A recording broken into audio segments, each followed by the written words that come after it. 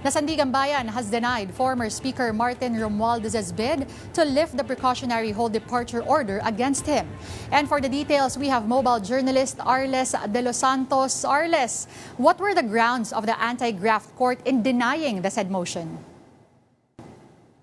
Denise, ngayong araw nga ay ibinasura ng Sandigan Bayan 7th Division ang hiling ni dating House Speaker Martin Romualdez na i-lift o alisin yung PHDO sa kanya. Ayan yung tinatawag na precautionary hold departure order, nang ibig sabihin iniimbestigahan ng isang tao at pinagbabawalan itong makalabas ng bansa para maiwasan ang pagtakas sa batas o sa posible yung investigasyon na isinasagawa sa kanya. Giit ng Sandigan Bayan 7th Division ay wala raw umano na napatunayan si Romualdez or bigo ito na mapatunayan ay yung kanyang kalagayan. Kagaya na lamang ng kawalan ng mga medical certificate or medical abstract na makakapagbigay linaw kung ano nga yung kanyang kalagayan. At kabukod dyan, Denise, ay sinabi rin ng Sandigan Bayan na kung meron man daw sakit itong si Romualdez ay hindi pa rin ito na-justify kung bakit kailangan niya lumabas ng bansa para lamang magpagamot. At ang huli ay wala nga raw itong travel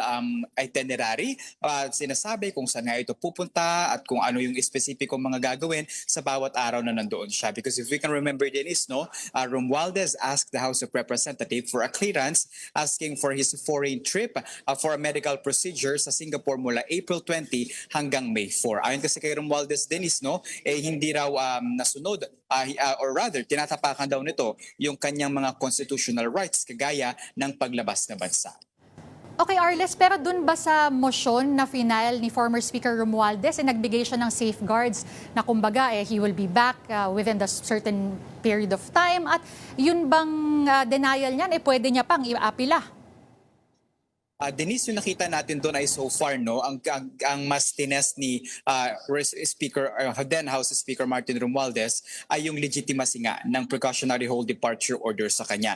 Nakalagay doon na sinasabi niya na wala pa umanong resulta yung preliminary investigation ng Office of the Ombudsman laban sa kanya. At yung pagtawag nga sa kanya na umano'y mastermind ng flood control scam ng ating pamahalaan ay alegasyon o hinuha lamang at wala pang direktang ebidensya na nagpupukol sa kanya dito nga sa issue na kanyang kinakaharap. Kaya raw hindi raw dapat siya payagan or hindi siya pagbawalan na makalabas ng bansa. Pero yung at least, Denise, doon sa pagnanais niya nga na at least makalabas sa bansa, hindi na yan for now pinapayagan. We will look at it kung meron pa siyang possible option for reconsideration, pero as of now ay denied na nga yung kanyang motion. Arles, nabanggit mo na yung ebidensya. Ano na nga ba yung update sa kanyang case? Is there any new evidences, any new witnesses? Sa ngayon, Denise, ay wala pa tayong latest update mula sa Office of the Ombudsman sa kanilang isinasagawang investigasyon kaugnay nga dito kay dating House Speaker Martin Romualdez.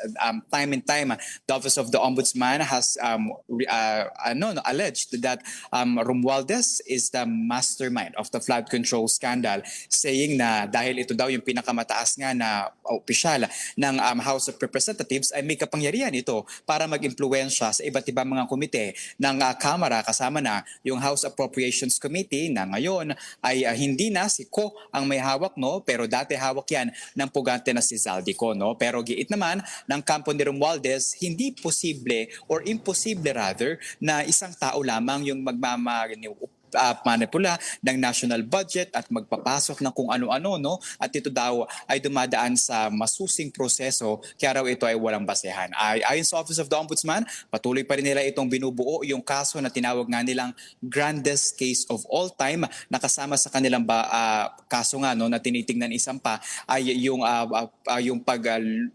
pagkuha daw o paglimas ng budget ng National Treasury. Denise. All right, thank you for that update, mobile journalist Arles de los Santos.